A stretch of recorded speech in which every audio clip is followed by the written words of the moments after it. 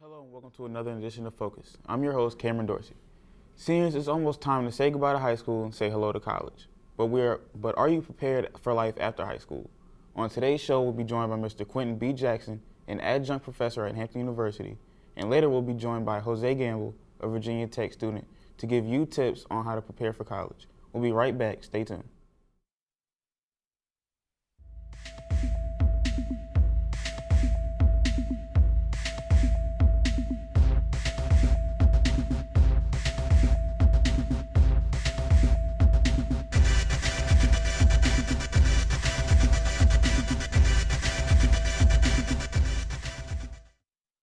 Welcome back.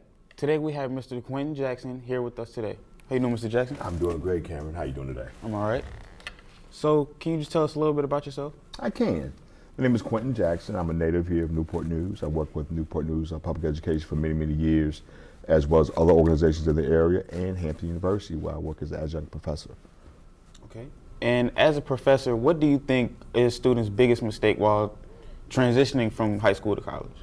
Cameron, the biggest thing I see when students transition in from high school is that they bring their old habits with them. College is a little bit different animal. We expect you to be independent, and we expect you to be able to do the work, and we also expect you to be able to communicate. I think sometime that transition come out of high school that we are still used to going back to that teacher, just trying to get more and more information versus the concept of researching those things. And some of those habits follow us into the college. So it makes that transition period just a little bit tougher. Okay, and what could high school students do now to prepare themselves more? I think it's a mental process. I would say to seniors, start envisioning yourself right now as being a college freshman. What does it take? Research what your major or potential major may be. Look at your course curriculum. Find out what resources that you have on campus. If you have a chance to go to your campus and do a summer bridge program, that would be great because you kind of go in with no pressure. But those things will make you a better student coming into the fall. I think it will better prepare you for your freshman experience. Okay, so you're saying have that mindset coming in, and then you'll be mindset. Have the mindset that you're going in, you're a freshman, and also knowing where your resources are, and leave bad habits behind. Okay, and in your opinion, what part of the transition period is most difficult for students? First semester has been proven to be very difficult for most students, and the reason I'm saying that is just so much going on first semester. If you're going to a school that the climate is great, but if you're going to a school with a football team, football season is going on, homecoming is coming up, you have different dances and things that's happening, and just getting acclimated to college life. In college, nobody's going to wake you up and say you have to go to this class. That's entirely up to you. Nobody's going to tell you that you have to do your homework. It's entirely up to you. Sometimes the meal plan, we love to eat, and so we spend more time in the caf than we spend in class. So those are things that it's a learning curve, and that normally happens in the first semester. Okay, and if you could do anything different while you were in college, what would it be? Wow, great question. Same thing, habits. Going to school locally, I was still kind of really enthralled with the local things going on in my high school. So I went back to my high school a couple times, got caught up in some things in the area. Study habits weren't the best because I did bring in some bad habits from high school. So study more. I think I would venture out more, broaden my horizons, meet more people. That would be part of my experience as well. Okay, and is there any more tips you'd like to give to upcoming freshmen? Again, just taking an opportunity to study what school that you're going to, and I mean by that, find out what the needs are, look at your freshman class, find out who your academic advisors are, go to them within the first 2 to 3 weeks of school, find out who your chair is, and then stay on top of your classwork. All right, well, thank you for joining us today, sir. I thank you, Cameron. And we're going to take another quick break, but please stay tuned.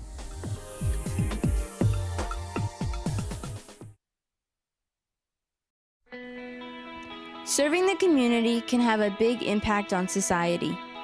Everyone loves when someone takes time out of their day to spend time, either just hanging out or helping out. There are many different people to serve, from kids to the elderly, the homeless to your next door neighbor. And the best part about serving is that it spreads. So take time to serve someone else, to serve your community, and to do your part.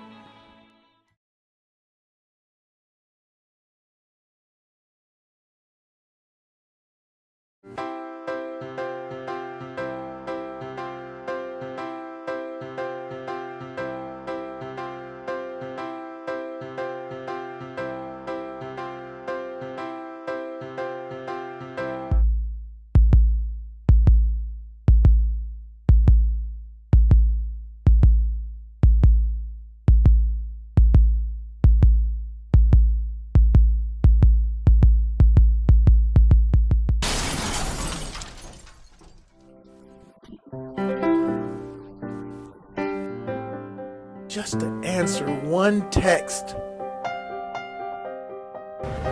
Information has been provided that on average, 23% of auto crashes involve cellular phones.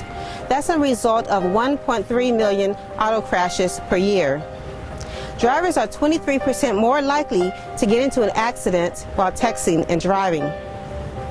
There are many other causes of distracted driving: grooming one's hair, applying makeup, reading a road map or a book, or even talking on the phone. 18% of fatalities are from distracted drivers. In 2013, the Virginia State Police have cited 328 drivers for texting-related offenses. Wait to text.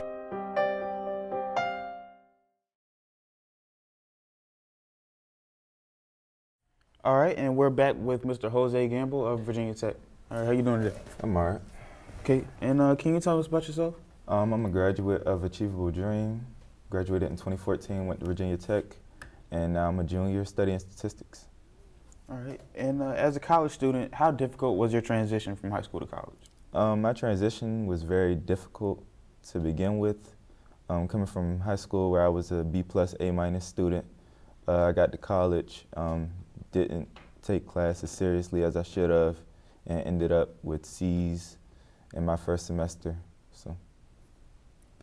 Can you tell us about how it felt walking on the campus on your first day? I was happy my first day.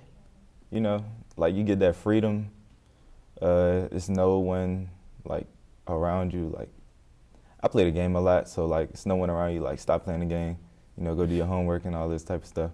So I was just chilling the whole time. All right, and is there anything that you wish you could change coming in?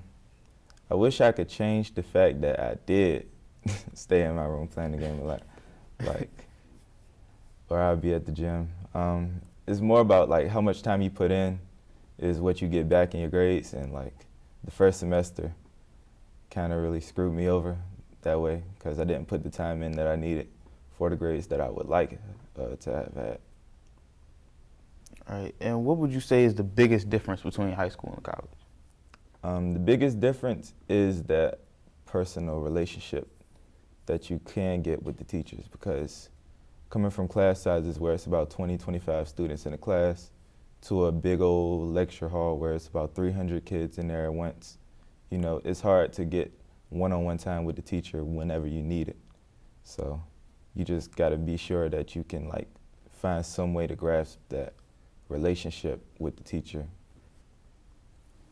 All right, and do you have any more tips for the class of 2017? I got two actually. One would be don't like spend your meal plan all at once because once you get to finals, you will need it if you're going to college. And two would be to gain that relationship with the teachers that you would usually have in high school. All right, well, thank you for joining us today, Jose. All right, no problem. All right. And unfortunately, that's all the time that we have for today. I'm your host, Cameron Dorsey, and thank you for tuning in to Focus.